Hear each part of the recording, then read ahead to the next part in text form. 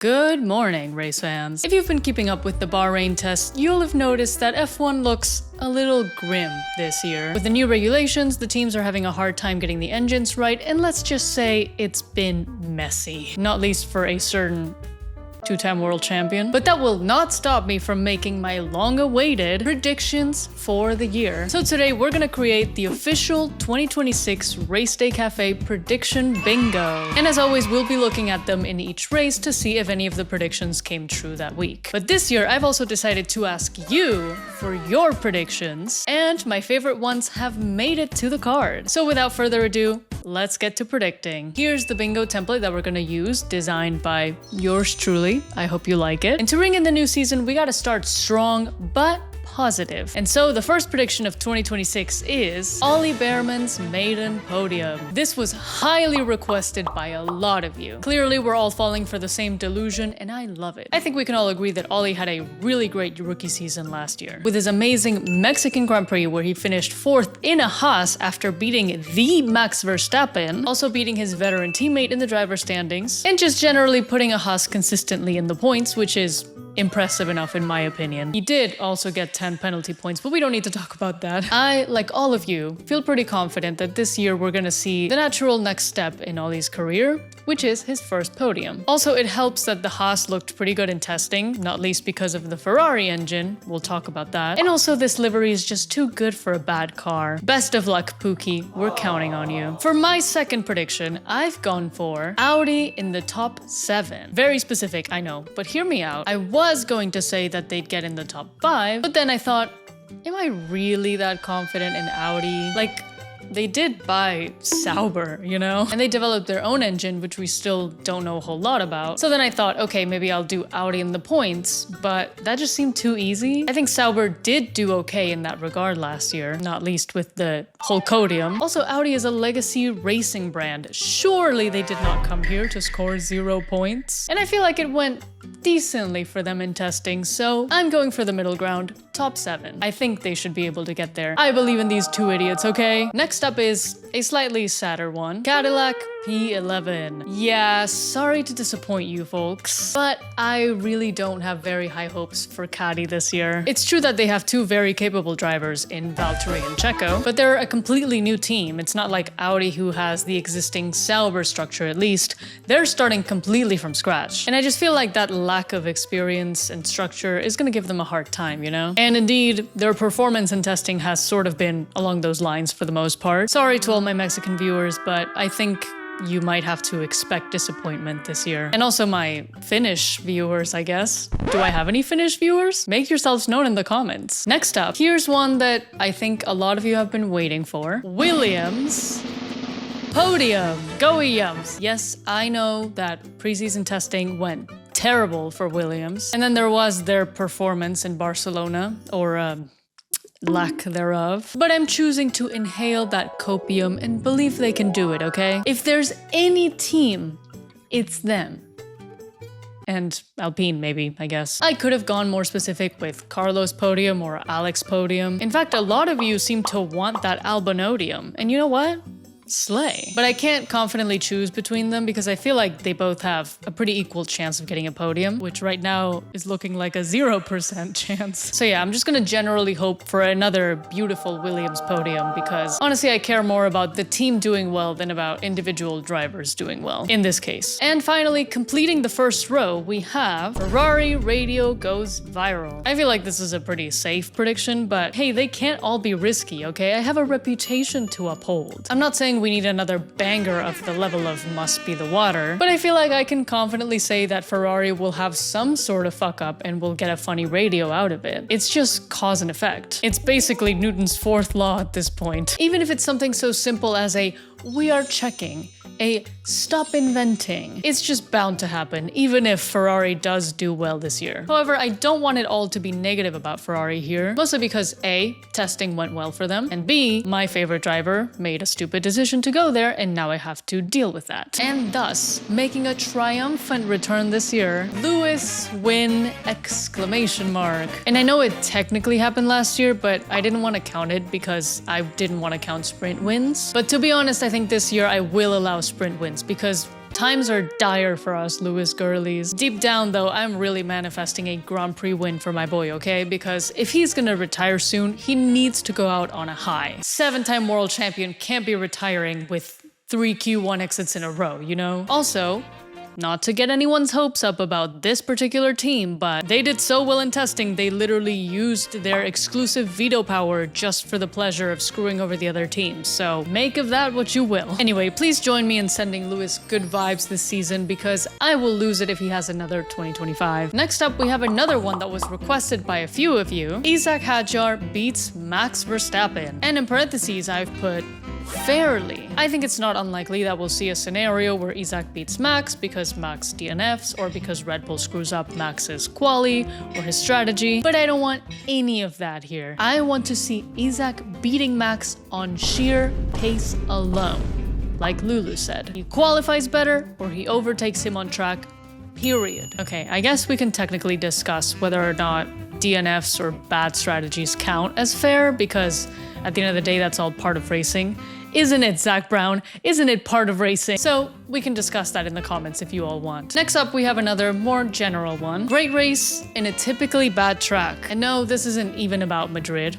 We'll talk about that later. I was just thinking about how arguably the best race of last season was the Mexican Grand Prix, which is typically not a very entertaining track. Sorry again, Mexicans, I feel like y'all are catching strays from me today. Also, the Qatar Grand Prix was pretty fun too, thanks to McLaren's epic strategic blunder. And Lusail, not typically a great track either. So I'm manifesting that this year we'll have at least one unexpectedly good race in a typically bad track. And hopefully not the opposite, like Suzuka 2025. So let me know in the comments, which track would you like it to be?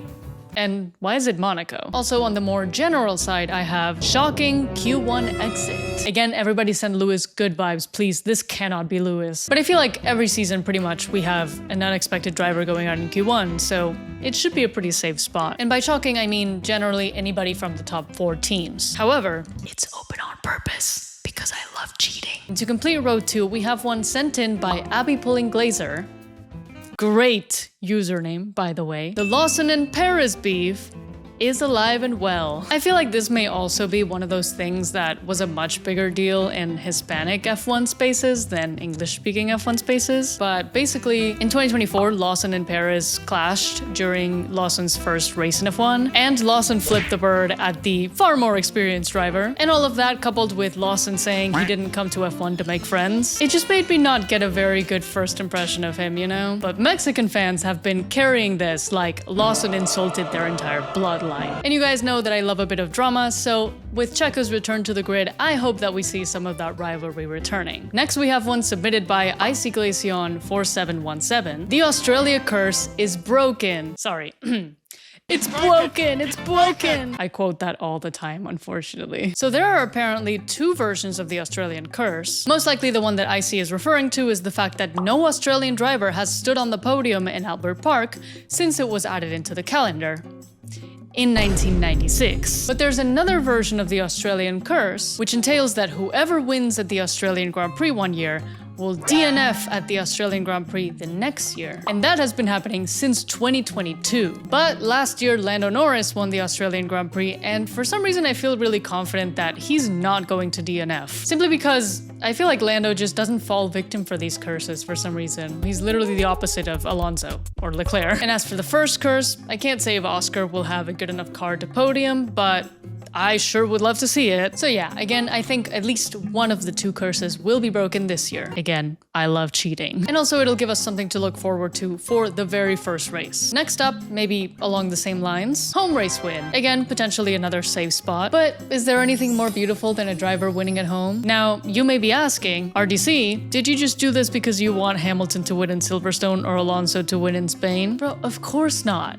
I also want Oscar to win in Melbourne. Did you not hear me earlier? I'm not that close-minded, jeez. Next one was suggested by a couple of you, but it's also one that I was probably gonna put in the bingo anyway, because I have a lot of confidence in it. And of course, it's Kimi Antonelli's maiden win. Again, similar to what we discussed with Ollie, I think last season Kimi surprised us all by scoring 2 podiums and also delivering some absolute masterclasses in driving. I mean, I still get so upset thinking about how he defended Oscar in Vegas on 48-lap-old tires. So I think this season, again, we'll see the natural next step in his trajectory, which is his first win. And especially if the Mercedes power unit is as good as they say, then maybe he'll win more than once. Maybe Antonelli dominance could bore fans, who knows? And lastly, to finish the third row, we have McLaren do Piastri dirty. Listen, now that Zach Brown got what he wanted and he gave Lando a world championship, I do suspect that the whole papaya rules thing from last year will die down. I think the drivers will be allowed to fight each other more freely because I kind of doubt that they're going to be fighting for the title this year. However, since Brown is still unfortunately leading McLaren, I do feel like we'll see at least one situation where the team screws over a Piastri somehow. Maybe they favor Lando with the strategy, or they give him team orders, or they don't celebrate a win with him. That one seems pretty likely. Basically, we'll just get that vibe that the team don't really care for him that much, proving that he should probably leave ASAP. Man, between this and Alpine, my man can't choose a team to save his life. If he's not careful, he will end up like Alonso. Next we have a really interesting one, if I do say so myself. Design innovation gets banned. It's pretty clear to me that with these new and confusing regulations, we're likely to see the teams coming up with some crazy new innovations that will probably get shut down by the FIA instantly. Because God forbid that the sport that champions engineering innovation lets their engineers innovate, am I right? And I know that everybody's first thought was probably the Mercedes PU compression rate thing, and it did get banned for next season, but it was before the actual season started, so I don't know. Should we count it? You all let me know. If not, it might be Ferrari's new rear wing, which I'm obsessed with, by the way, look at it go. Or Ferrari's little diffuser vane situation, which is also genius. But wait!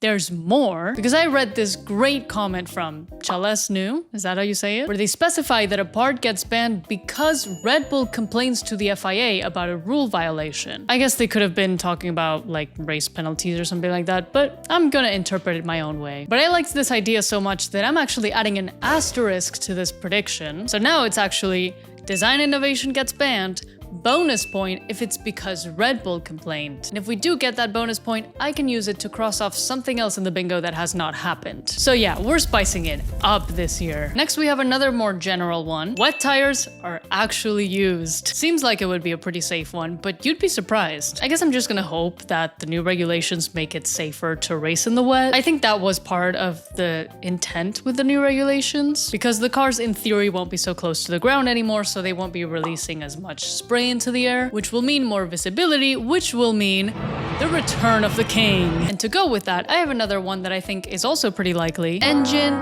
failure. I mean, you cannot convince me that these engines are not going to fail at any point this season. There's just no way. Because it's not just about managing the ratio of fuel versus electric power, which a lot of teams are struggling with, but also how to keep the electric part from shutting down. And let's not even talk about the race starts, because dear God, I'd be surprised if even Australia is not an absolute shit show in that regard. So yeah, as insane as it is to say, this feels like a free space. Oh God.